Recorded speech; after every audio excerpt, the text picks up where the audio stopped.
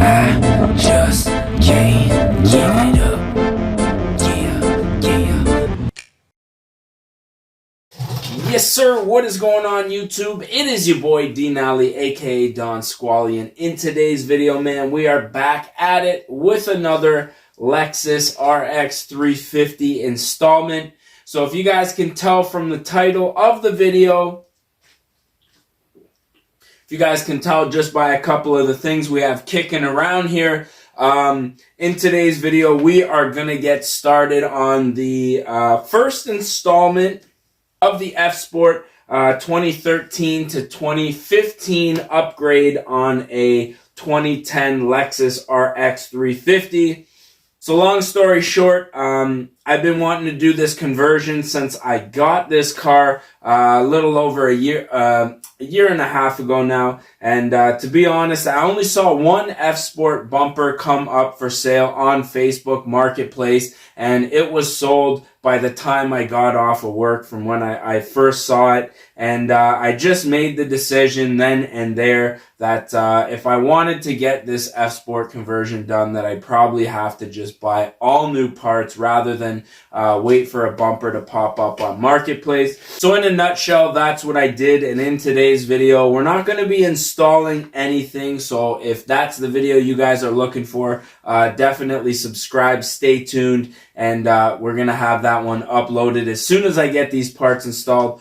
But what I want to do in today's video is just go over a couple of the key components that you're going to need in order to make this swap successful. So as you guys can see, we've got my 2010 RX 350 right here. Really do like this car. I like the comfort. I got a steal of a deal on this thing for the amount of kilometers that were on it. But the one thing that I've always disliked is this front end. I just don't like the way that it cuts in so suddenly at about this point here on the bumper. And I just think that the F-Sport from the 2013 to 2015 is just a massive upgrade for this thing. So what we ended up doing is sourcing a large amount of aftermarket parts here. I mean, everything here that you see is going to be aftermarket. But to be honest with you, that's just the cheapest way to do this. Lexus parts hold a premium for whatever reason, and even a bumper that was missing, I think, a fog light bezel, it was missing the lower valence there, and I think one of the covers here for the tow hitch mounting point here, still going for around 500 bucks. Now you can get these swap kits off AliExpress. I found one for what I thought was a good deal, 700 bucks shipped all in, headlights. It includes all the bracketry, all that good stuff. Went ahead, sent over the payment information, and then they just they were requesting more money. They said basically $1,500 to ship all those parts on top of the $700 that I had initially paid. So I ended up sourcing basically every single part that you see here from a separate source. And today I'm not going to do a price breakdown, because whenever I do like front end swaps or conversions, I like to do a separate price video where I'll then sell the stock headlights, the stock bumper, the stock fog lights, and then I'll deduct that from the cost of what I paid for these parts. Then that way at the end of the day, I'm giving you my total cost. I did that for the Civic to CSX conversion, so that's what I'm going to do here. So we're not going over cost of anything in today's video. I just want to go over a few of the things, like I say, that you're going to need. So first thing you're going to need is the RX 350 Sport bumper. Now I was able to find this one locally here in Mississauga from a company that was selling aftermarket bumpers. And the thing is, I couldn't find one that had the washer jets for the headlights, which is fine. I don't use these, so I'm going to be deleting these. But one thing that it did have, I don't know if you guys can see, is these parking sensor holes. So I kind of had to compromise on the kind of bumper I was getting. Again, availability scarce. One that had the washer jets and no parking sensors was on back order, so I decided to get what was available, which was parking sensors, no washer jets. So that's going to be something custom that I'm going to have to do for this conversion. Then from the same place locally, I ended up getting the lower air duct or the lower spoiler, which is just right there. You can see that actually bolts. That actually bolts to the bottom of the bumper here, and in my opinion, that's what really gives it the aggressive look. The front bumper comes down, and then that air spoiler just kind of sits a little lower there. So those two pieces, probably the most costly aside from the headlights out of everything that you see here. And then once we ended up getting the structure of the bumper, that's when I started piecing together a few of the other things that I knew that I was going to need. So obviously, as you can see here, we have a grill. Now, some of you guys may notice that this is not an F-Sport grill. This is actually the basic grill that comes with the Sport bumper. And to be honest, the Sport bumper is not technically a F-Sport bumper. It's just called the Sport bumper. The only thing that makes the F-Sport conversion an F-Sport conversion is the F-Sport grill, and that was just very difficult for me to find. It was quite expensive. $400 is what they wanted for that grill, and I paid about half for this one. So I'm going to see if I could source an F-Sport grill later down the line, but for the time being, I'm just going to install this one just so I can get everything set up, work out all the bugs and all that stuff, and then I'll sell this later on down the line if I do find an F-Sport grill for a decent price. And I also got the lower grill, which is obviously just underneath the bumper here. Picked that up. This was a set here that I got on eBay, both of these together. That was basically the front structure. Now, when I decided to do this conversion, I swore up and down that I would be keeping the 2010 headlights. And I've read online that there is a way to basically mount the Sport bumper here and then body fill in around the headlights. And this does have the auto focusing headlights where when you're turning, it'll turn the headlights side to side. It's not really a feature that I care for all that much, in my opinion. It's just one thing, one extra thing that could potentially go wrong on this thing.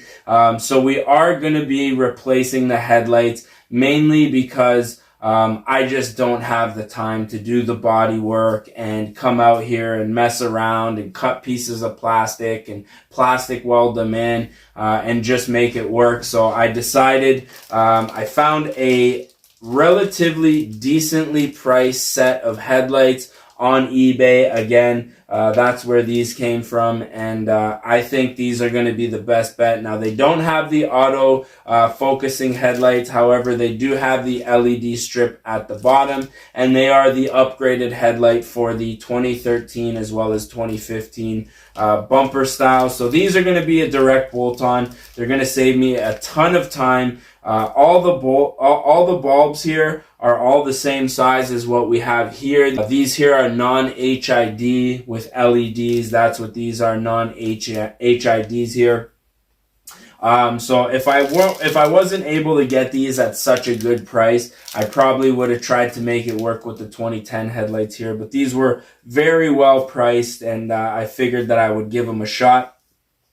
And now, keeping with that same theme, I was also trying to save a little bit of money by reusing the fog lights. Now, after doing some research online, I just found that the fog lights were very different. Again, the parts were relatively affordable, so I just decided to go ahead and get the upgraded 2013 to 2015 fog lights as well.